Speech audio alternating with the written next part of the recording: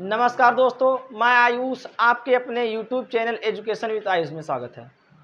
आज हम पढ़ते हैं जो अवतल दर्पण होता है, उत्तल दर्पण होता है, उसका उपयोग कहाँ कहाँ किया जाता है और किस रूप में किया जाता है उनके बारे में जानेंगे। बस उनका उपयोग किस रूप में किया जाता है, हम अपने दैनिक जीवन में भी उसका जो यूज़ होता है या उपयोग होता है हम करते हैं और किस किस प्रकार करते हैं उसके बारे में थोड़ा जान लेते हैं। तो देखेंगे यहाँ पर क्या लिखा गया, अवतल दर्पण का उपयोग। अब अवतल दर्पण के जो भी उपयोग होंगे उन उपयोगों को हम लिख देंगे यहाँ से और याद रखेंगे। अगर पूछेगा तो हम बता देंगे कि हाँ इसका यहाँ यूज़ होता है और अपने घर में भी बताएंगे हाँ ये हमारा अवतल दर्पण है, ये अवतल दर्पण है, उत्तल दर्पण है, कहाँ कहाँ कहाँ अवतल दर्पण है ना, सब बता लेंगे। चलिए देखिए, तो बताएंगे अवतल दर्पण का उपयोग निम्नलिखित है। कहने का मतलब है जो अवतल दर्पण है उसका यूज हम कई रूप में कर सकते हैं या ढेर सारे रूपों में कर सकते हैं। पहला उपयोग क्या करा, बड़े आकार का अवतल दर्पण का उपयोग हजामत बनाने में किया जाता है। हजामत का मतलब समझते हैं, शेविंग करने में। शेविंग का मतलब होता है जो बाल दाढ़ी बनता है वहाँ पर किया जाता है। तो यहाँ बताया जा रहा है जो बड़े बड़े बड़े अवतल दर्पण होंगे या बोलेंगे बड़े आकार के जो अवतल दर्पण होंगे उनको क्या करते हैं हम लोग, हजामत मतलब जो हमारे क्या होते हैं, नाई होते हैं, नाई है ना, वहाँ पर इसका वो पीछे जो लगाते हैं मिरर या सामने जो मिरर लगाते हैं या दर्पण लगाते हैं वह कौन सा होता है, अवतल दर्पण होता है, ताकि उसको जो वस्तु हो साफ साफ दिखाई दे। सॉरी, वस्तु का मतलब बाल जो हो वह हमारा क्या दिखाई दे, साफ साफ दिखाई दे।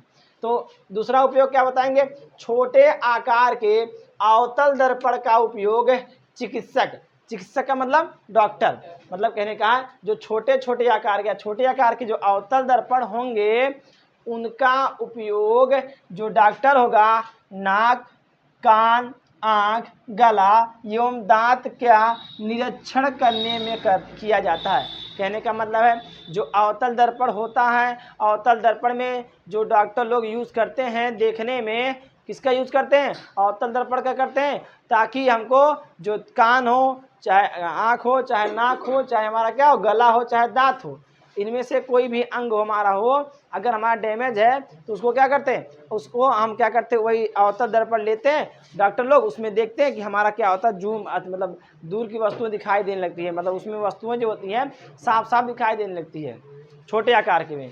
चलिए तीसरा क्या बोलेंगे, टेबल लैंपों के शेडों में अवतल दर्पण का उपयोग किया था। शेड का मतलब समझते हैं, जैसे टेबल लैंप लगा होता है और टेबल लैंप का जो पीछे वाला भाग होता है, पीछे वाला भाग होता है, अब जहाँ से प्रकाश लाइट की निकलती है वहाँ का पीछे जो भाग होता है वह कौन सा होता है, उसमें बोलेंगे अवतल दर्पण का यूज होता है, ताकि जो प्रकाश हो वह केवल एक ही जगह पर जाके परावर्तित होकर गिर जाए है, ताकि और वस्तु हमको एक ही जगह पे दिखाई दे। जैसे जो क्या होता है, क्या बोलते हैं, जो हाँ जैसे हमारे खंभे पे लगा होता है, खंभा वाला थोड़ा दूसरा होता है, खंभा वाला जो होता है वह हमारे किसके लिए होता है, बोलेंगे जो हमारे उत्तल दर्पण का यूज होता है वह फैलाता है। उत्तल दर्पण क्या करता है, जो प्रकाश होता है वह फैलाता है, वह कहाँ लगता है, रोडों पे लग जाता है ना।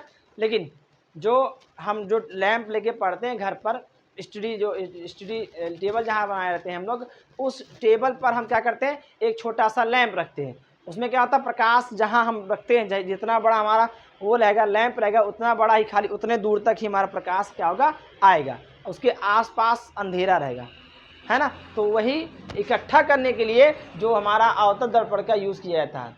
अगला नंबर बोलेंगे, वाहनों के हेडलाइटों एवं सर्च लाइटों में लगे बल्ब को अवतल दर्पण के फोकस पर रखा जाता है। कहने का मतलब है वाहनों के हेडलाइट होते हैं, वाहनों के हेडलाइट मतलब जो हेडलाइट होते हैं मतलब जो आगे वाला नहीं होता, जिससे जो प्रकाश जहाँ पर हमारा क्या होता है, जो बल्ब होता है जब जलाते हैं गाड़ी का दिखता दूर तक जाता कि नहीं जाता है ना। ऐसा क्यों जाता है, ऐसा इसलिए होता है क्योंकि उसमें अवतल दर्पण होता है जो प्रकाश को क्या करता है, बहुत दूर फैला देता है।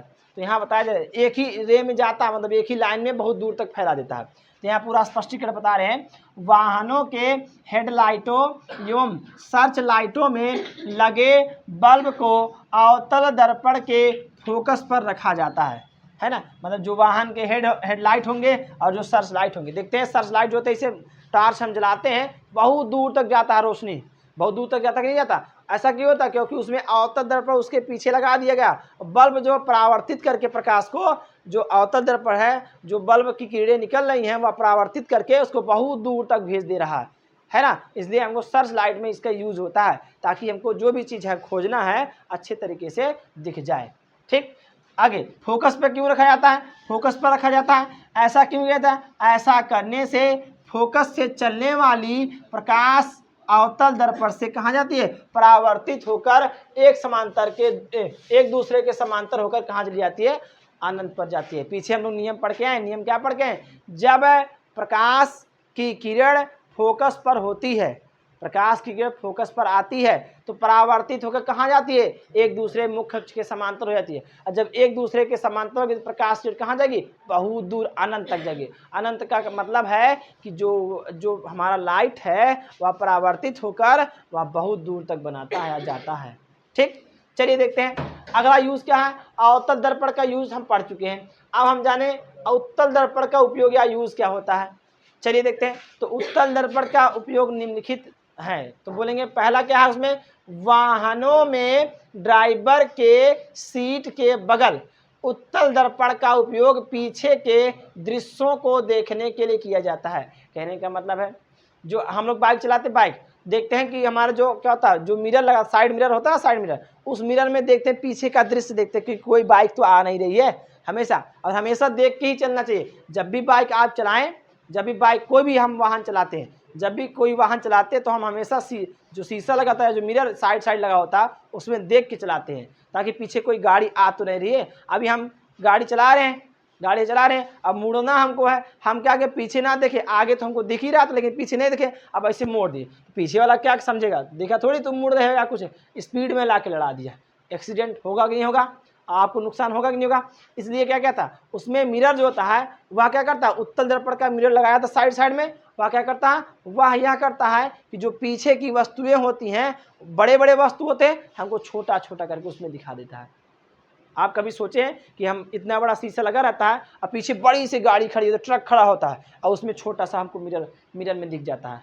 दिखता है कि नहीं दिखता? अभी वही अवतल दर्पण का यूज करें तो क्या होता? ऐसे सब सामने सामने एक ही गाड़ी में पूरा उसमें भर जाता, शीशा ही भर जाता है ना। तो इसलिए क्या किया था? उत्तल दर्पण का यूज इसलिए किया था कि जो वस्तुएं होंगी अगर दूर है चाहे पास है चाहे जहाँ रहेंगी, हमको उसमें जो प्रतिबिंब बनेगा छोटा छोटा बन के दिख जाएगा, जिससे हमारा पीछे जितनी भी गाड़ियाँ हैं सब गाड़ियों को हम देख सकते हैं।